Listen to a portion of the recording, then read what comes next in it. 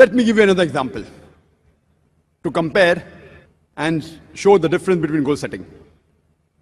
I would like to give an example of the man, of the person who had very small means but reached the heights in his field. The man, the person who changed my life and converted me from a doctor of a body to a doctor of soul. And I'm sure you know the name of that man. He's none other than Sheikh Ahmad Deedat. Let us compare his goal setting. Sheikh Ahmad Deedat.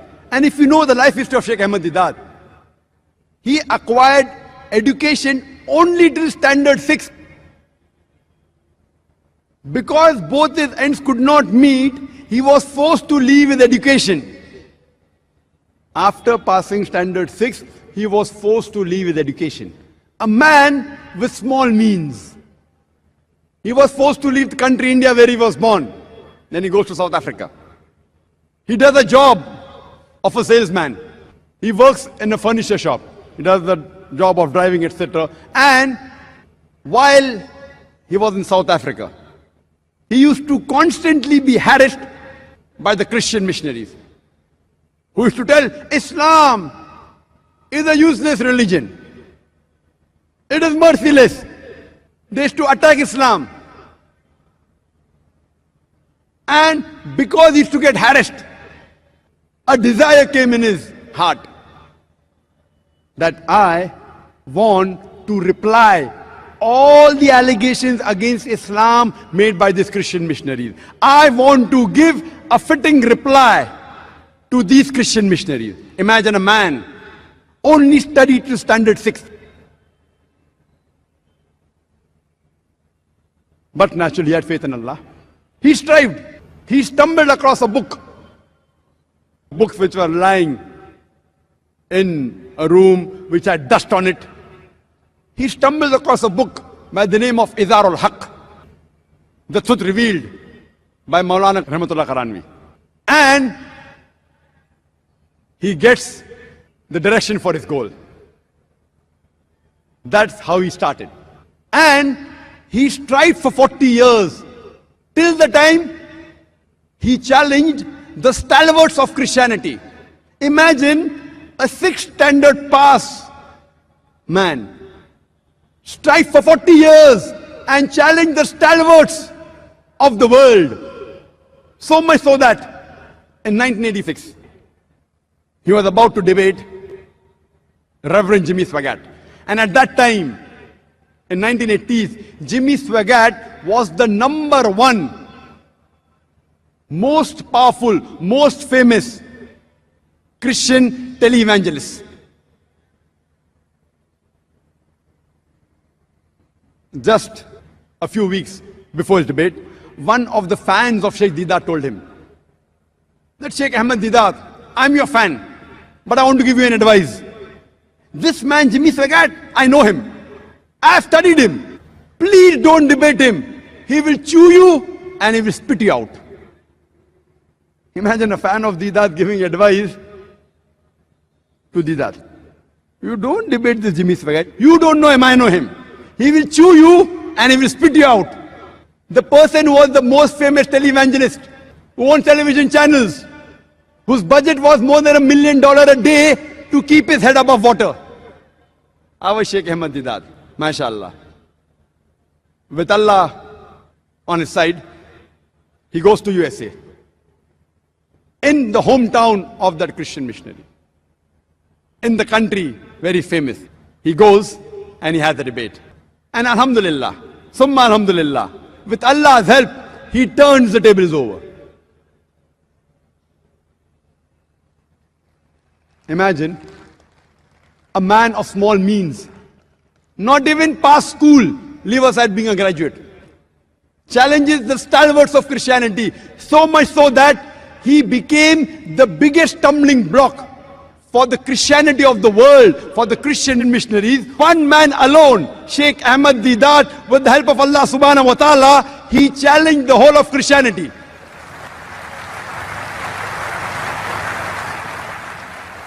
Let's analyze this goal setting. Number one, the Islamic. Was it Islamic? Was it according to Quran and Sahih Hadith? Was it for Allah and His Rasul? But naturally it was. That's the reason he was able to achieve his goal. Number two, was it specific? Yes. His goal was specific. I want to reply to the allegations against Islam. Specific. I want to give a fitting reply. Remove the misconceptions about Islam that is there in the minds of the non-Muslim. Number three, was it lucrative? Was it profitable? He wanted profit in Akhirah. And inshallah, Allah will grant him Jannah, inshallah. But besides being profitable in the Akhirah, it even profited him here. You know, a number 6 standard passed man. In 1986, he gets the biggest award in the Muslim world. He is awarded the King Faisal Award for service in humanity. A 6 standard man. He didn't do for the award. Maybe he got $200,000. He didn't do it for that. Maybe for the gold King Faisal Award. He didn't do it for that. He did for Allah and His Rasul. Allah profits him in Akhirah and even in this world. Lucrative. Was it apt? Was it appropriate? Very apt. At the right time. His style, everything at that time. When the Christian missionaries were hammering the Muslims, our morale was at the lowest. This man, Sheikh Ahmad Deedat, he inspired thousands of youngsters, including myself. We could at least raise our head and stand. Apt. Was it measurable? Yes. What did he do? He collected the books of Christianity, the Christian missionaries who wrote against Islam. You know, John Gilchrist, all these books, Jimmy Swaggart, and started replying. When they attacked the Quran and Islam, he replied and he studied their scripture, Bible, used the verse of the Quran and implemented on them, and he found results. Measurable. What was his intention? His intention wasn't to become famous. His intention wasn't to win the King Faisal Award. His intention was to please Allah and His Rasul. Was he consistent? Yes, he was. Imagine, he struggled and strived for 40 years. And if you know his history, his office was a small, dingy place. And he tells us that even to print a black and white pamphlet, 1,000 quantity, they used to have a meeting. Let's have a meeting. Can we print 1,000 quantity of a black and white pamphlet? MashaAllah. Consistent. Kept on striving. Till he reached his goal. The difference that we find in Wilma Rudolph and Sheikh Ahmad Deedat is that the goal of Wilma Rudolph, it was short-sighted. It was more for this world. But the goal of Sheikh Ahmad Deedat, it was far-sighted. And it was for the Akhirah. And inshallah, Allah will give him reward in the Akhirah and even gave him reward in this world.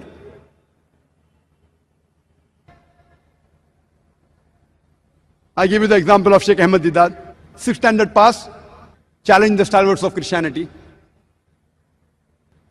And Sheikh Ahmad Deedat, asked him, uncle, in 1987 I met him the first time. I was his driver, chauffeur. Wherever I used to go, I used to take him because so I could spend more time with him. And uncle, why are you so aggressive? He told me, son, I'm not aggressive, I'm militant. I'm militant. You can fight the devil with 2 ways, holy water or fire. I chose the fire. That was his reply. And when I started my dawah, I used his material, but I was very soft. Very soft, very kind. No results. In the medical college, I had to do dawah. Then I became militant. More militant than Sheikh Deedat. And wallah, what results I got.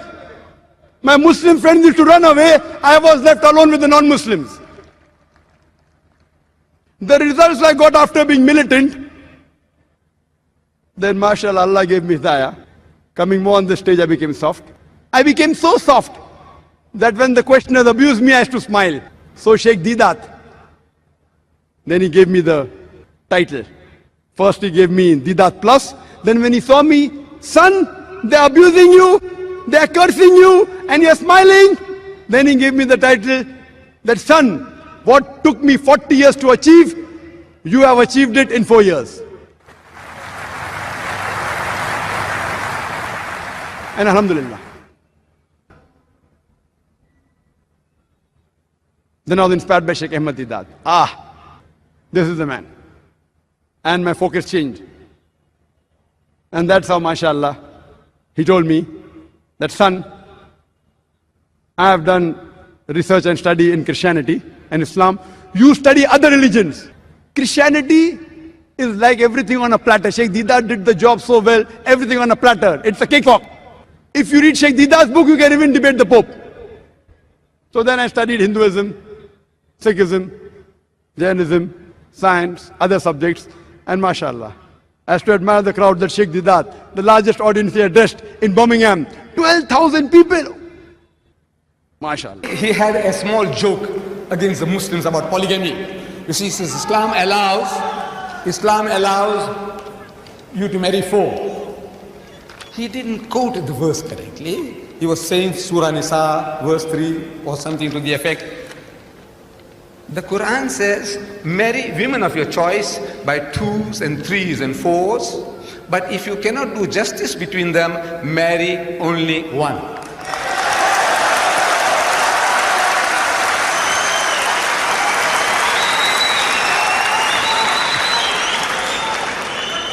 The only religious book, I'm saying the only religious book on the face of the earth, which has this expression, marry only one, is the Quran. There is no other book on earth.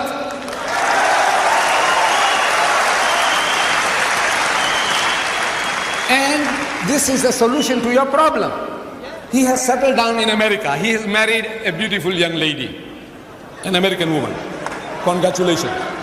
But now, wait.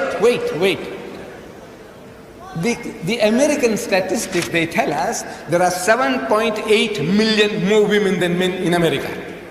That's almost 8 million more women in your country, sir, the land of your domicile. 8 million women who can't get husbands. If every man in America got married, there'll still be 8 million women who can't get husbands. I'm asking, in this book of God that you are boasting about, what is the solution to your problem?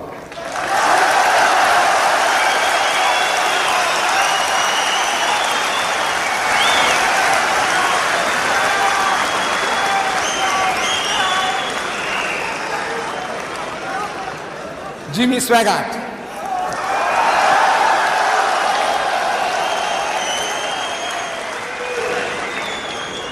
If you get the tape is available. Jimmy Swaggart, Anish Sarosh, the tape is available. You can get it before you go. They are 8 pounds each.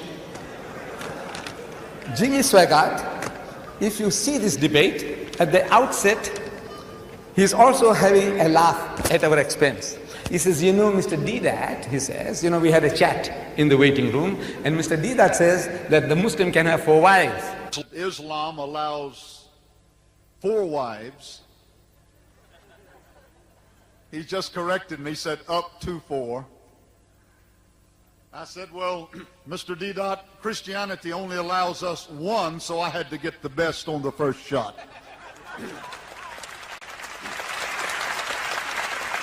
But you see, Christianity allows us only 1.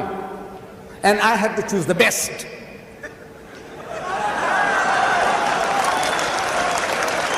Get the tape? Get the tape? He said, I had to choose the best. And you know, the best was not good enough.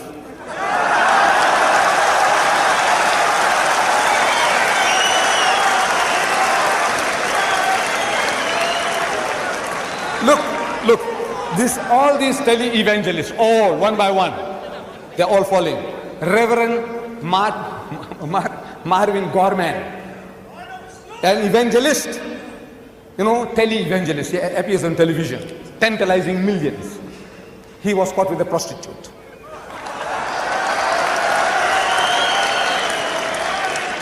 Jim Becker with Jessica Hans, another prostitute.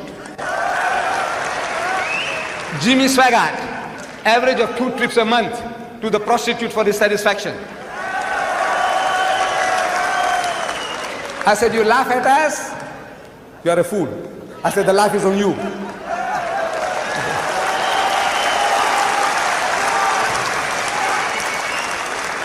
You Americans, you have a problem. You Britisher, you have a problem. You French, you have a problem. You Germans, you have a problem. And to these, there are no solutions in your book. No solution. Islam gives an answer to your problem.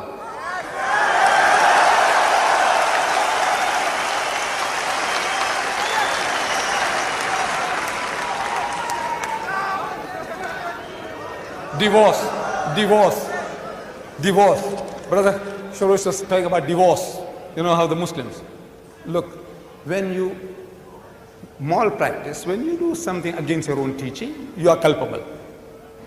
No doubt the general Muslim community seems to have got that idea that when you want to divorce your wife, you just have to say talaq, talaq, talaq.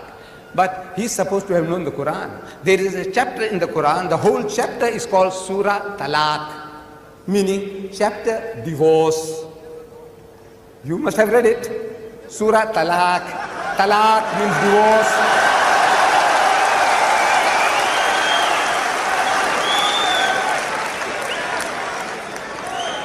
At the outset, Brother Shorosh, he said he has been studying the Quran for 2 years now.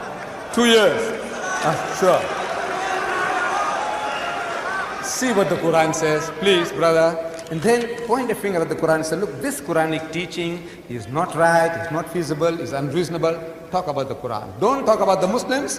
As much as we have bad Muslims, you have bad Christians.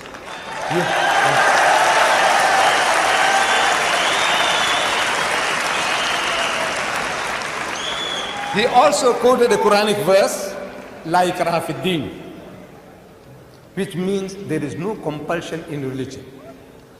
Compulsion is worthless. At the point of the gun or the knife, you force somebody to say, read the Shahada, the Kalima, the Creed of Islam, and the man is forced to read. What is it worth? Nothing. There is no compulsion in religion. But the insinuation is that the Muslims were doing compulsion. I said, look, my brother, Shorosh, you are a proof that the Muslims didn't use any compulsion for 1,400 years.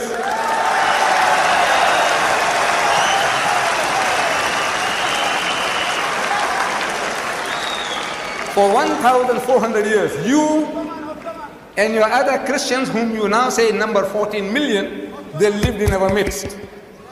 In Egypt, the Muslims have been the overlord of that country for 1,400 years. For a few years, the French came, for a few years, the British came, but overall for 1,400 years, the Muslim has been ruling that land. And yet, today, you can boast there are 10 million Coptic Christians in Egypt. If there was compulsion of any kind, there would not have been a single Christian left in that country.